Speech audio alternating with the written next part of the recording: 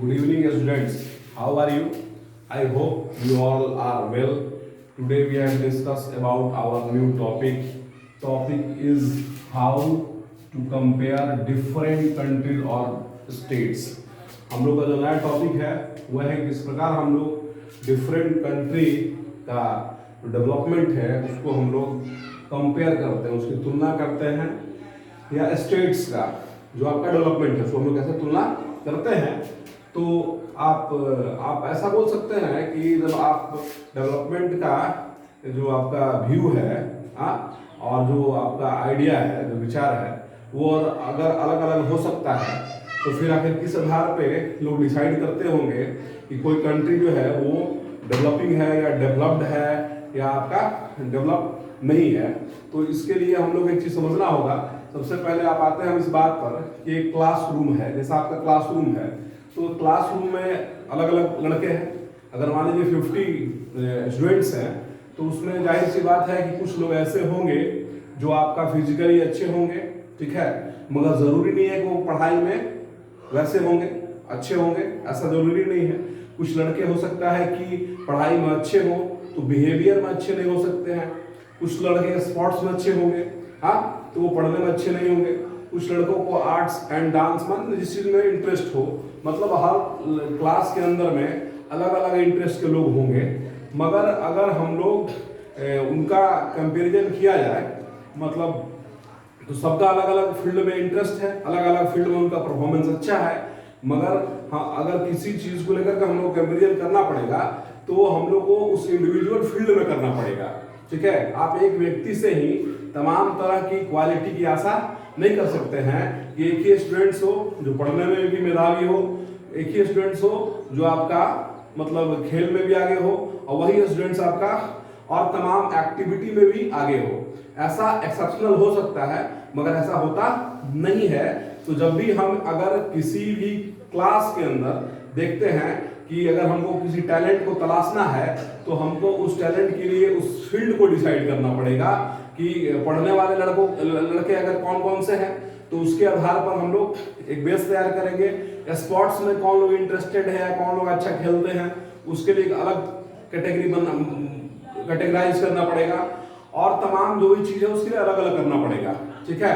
मगर फिर भी अगर ओवरऑल में हमको कुछ निकालना होगा कि इसमें से कौन लड़के मतलब हैं अच्छे या जो भी है, तो कुछ एक दो कैरेक्टरिस्टिक के आधार पे हम लोग उसको मतलब आपका मतलब क्लासिफाई कर सकते हैं, ठीक है। यहाँ तक आप समझ गए होंगे।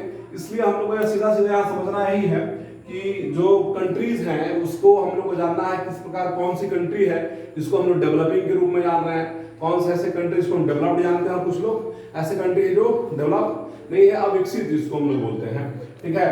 तो यहाँ सिंपल सा बात है, एक आपका स्टैंडर्ड यहाँ पे है जिसके थ्रू हम लोग जानने का प्रयास करते हैं कि कौन सी कंट्री का क्या कंडीशन है, उसके लिए स्टैंडर्ड लिया गया है।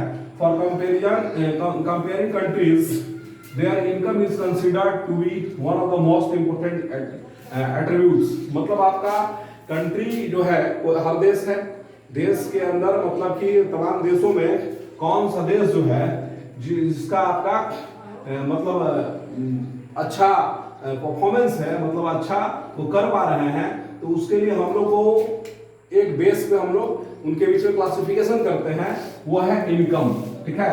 ये कंट्री का इनकम कितना है उस हिसाब से हम लोग डिसाइड कर पाते हैं कि कंट्री का पोजीशनिंग क्या है, उसका स्थान क्या है, मतलब डेवलपमेंट के थ्रू में हम लोग देखते हैं। तो यहाँ पर आपका इनकम को एक आपका बेस माना गया है, इनकम के आधार पे हम लोग डिसाइड करते हैं कि कंट्री का क्या पोजीशन है। देखिए, countries with higher income are more developed than other less income. अब इस स्टैंडर्ड के हिसाब से जिस कंट्री का हायर इनकम है वो आपका more developed than other less income, वो ज्यादा डेवलप है किससे, जो उसके अपेक्षा कम इनकम वाले कंट्री है। जाहिर सी बात है, जब हम ये मापदंड रखेंगे, ये स्टैंडर्ड रखेंगे कि जिसके ज्यादा इनकम है वो आगे है, तो जाहिर सी बात है जिनका कम है उनसे नीचे रहेगा वो। आगे देखिए, और इसको क्यों हम ऐसा बेस मानते हैं, क्योंकि हमको लगता है कि more income means more of all things that human being need. मतलब ज्यादा इनकम है इसका मतलब जो मानवीय जरूरत है, जो ह्यूमन बीइंग का नीड है, वो उस कंट्री के अंदर में ज्यादा पूरा होता होगा, इस बेस पे हम लोग मानते हैं कि कंट्री जो है आपका आगे है, ऐसा हम लोग मानते हैं इनकम के बेस पे। तो देखिए उसमें से होता क्या है, अब मान लीजिए हमको निकालना है तो सबसे जाहिर सी बात है कि एक देश का जो इनकम है वो क्या होगा। एक देश का जो इनकम है वो क्या हो सकता है, तो एक देश का इनकम वही हो सकता है जो उस देशवासियों के द्वारा जो संपत्ति जो मतलब धन कमाया जाए, जो इनकम वो लोग गेन करते हैं, वही तो एक कंट्री का इनकम होगा। ठीक है, एक कंट्री का इनकम वही होगा जो उस कंट्री के तमाम लोग मिलकर के अर्जित करते हैं, कमाते हैं, उसको हम लोग उस देश का इनकम कर सकते हैं। तो जब देश का इनकम हमको मालूम है तो हम लोग उसका पॉपुलेशन भी जानते हैं, तो उसके आधार पर हम लोग एवरेज इनकम जो है वो निकाल सकते हैं। तो एक फॉर्मूला आपका है कि जो एवरेज इनकम है मतलब औसत आय जिसको बोलते हैं हम लोग, उसको निकालना होगा। अगर एवरेज इनकम को, उसमें total income of the country बटा total population, total income of the country बटा टोटल पॉपुलेशन। तो जो उस कंट्री का जनसंख्या है, उस जनसंख्या को सॉरी उस टोटल इनकम वहां उस कंट्री का टोटल जो इनकम है, जो आय है, उसको वहां की पॉपुलेशन से डिवाइड कर देंगे तो एवरेज इनकम निकल जाएगा।